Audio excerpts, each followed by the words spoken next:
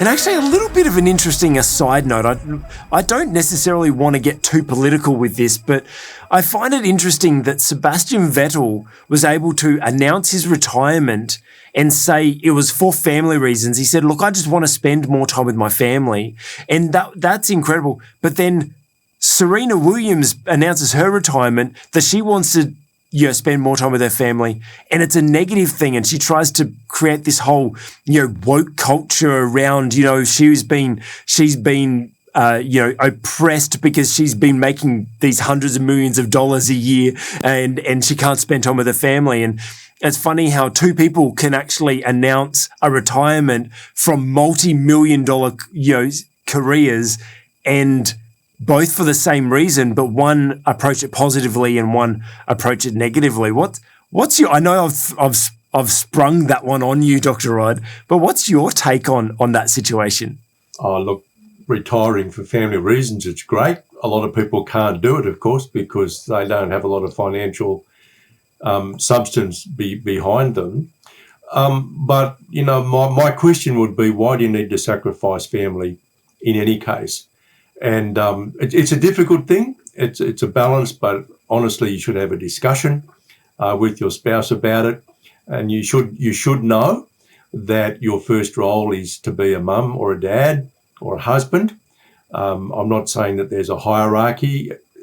I know that sometimes you'll hear a teaching. There is this hierarchy: God first, family second, job third, church fourth, or whatever. I actually think what happens is that what's important changes. Sometimes there's nothing more important than family. Sometimes there's actually nothing more important, just for a moment, than the job if there's a crisis or whatever. And I actually believe, we find God and we build a relationship with God in the context of family and in the context of our job and so on. So there isn't a hierarchy. And I think we need wisdom to know where our priority ought to be at any particular point in time. So I think if you're saying, look, I've been working hard, I've been doing this, I've been doing that, now I want to give some more time to my family, I don't, that worries me a little bit. And you often hear, say, politicians do that as well. They've been in the parliament for 10 or 12 years. They say, now I want to give more time to my family. I realise it's a very, very difficult job, but guess what? Most jobs will absorb all the time, energy and effort and talent that you can invest in them. But you have to say, well, okay, there is a line beyond which I will not go. And I've done that in my career and perhaps paid a bit of a price for that, but I've never regretted it. So, yes, and then to say, well, I'm doing it because I've had all of these things going against me, that's the kind of thing either you don't need to say or keep it to yourself, because you really don't want to get into a debate about whether or not all those things are true anyway, do you? Yeah. I think I just find it interesting that two people can make pretty much the same announcement, and one can make it a positive thing, and the other one has to kind of draw drama around it. Yeah. Because it's your choice. It's your choice in that season It is. Especially to operate at an elite level. There are sacrifices, and I suppose that's another thing that as leaders we need to. I mean, Jesus says, when you who of you who's going to build a building isn't going to sit down and calculate out the costs before you build it, because you don't want to be halfway building something and not be able to deliver on it. But we as leaders, when we're pursuing a big vision, we need to sit down at the start and count the cost. The cost of with our family, and sit down and get the agreement from everyone, all key stakeholders, and say, look, this is going to be the cost.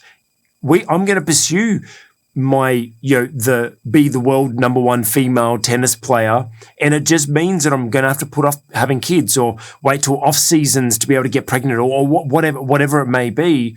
But it's a choice, and we need to count the cost of what we are called to, because God never said that our purpose and our calling was going to be easy. He never said there's not going to be sacrifices, and there are always sacrifices. It's just about balancing those sacrifices, and I suppose acknowledging and counting the cost along the way. That's right. That's right. That's why I think it's very difficult to live your life according to a hierarchy where you say God's number one, family's number two, job's number three, church is number four, hobbies number five, or whatever. There isn't a hierarchy. As I said, the priorities shift. And where you need godly wisdom is to know when, at what time one or other of those is actually the priority. Look, I've worked in a job where there are lots of issues in the workplace, big challenges. I used to have to work far more than the standard working week, if you like. I used to often go into my office at 2 or 3 o'clock in the morning, but I had made a commitment that I was always going to be home for breakfast with my children who were still at school. I'd always be back home for breakfast. We'd have breakfast together. They'd get ready for school. I'd see them off to the bus stop. So I was always home then, and I was always home at 6 o'clock at night. So I'd be with them for the evening meal as well.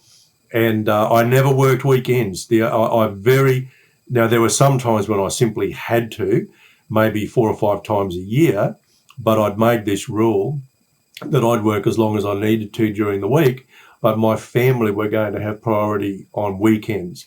I used to go to work after church on a Sunday night often and work through the night. I had this thing, well, I work when my family's asleep. But and I think they would attest to this. I was home for those important times, family times, meal times are important. And I was always there to help my kids with their homework, although the principal of the school our girls were at did ask me to stop helping my daughter with her maths homework because the results were getting worse and worse. but at least it was a time of fellowship. So we do need a lot of wisdom, I think, Craig, yes, I cringe a tiny little bit, I must say, whenever I hear someone saying, well, I'm retiring for family reasons. And I wonder often whether they might have been able to manage the demands on their time a little bit better rather than get to the point where it's one or the other. Or they're using that as the reason because they don't want to say that they're not performing, that they had a failure that's being held in secret or whatever, some might just use it as an excuse. But on your point about the hierarchy, there's one thing that I always like to say, and this is the last thing we'll say about this and go back to our actual topic that we're going to talk about, but here's a little bonus one for you, is yes, you're right about the hierarchy. I don't believe it's a hierarchy. I believe there's tensions, right? That we're kind of surrounded by all these things, and there are seasons where we're pulled towards one way and pulled towards the other. But I feel like we need to make sure the way I use it as a metaphor is we're surrounded by all these things and we've got a rope that's attached to each one of them and attached to us. Sometimes it pulls us one way. Family might require us a little bit more right now. It doesn't mean we drop the other ropes. We need to keep tension on those other ropes, but we need to let them go. Just we need to release them a little bit so that we can be pulled. And we constantly need to find that balance. Hey, you just watched an excerpt from our On the Cube Leadership podcast. If you'd like to see the full episodes, check out our YouTube channel and consider subscribing.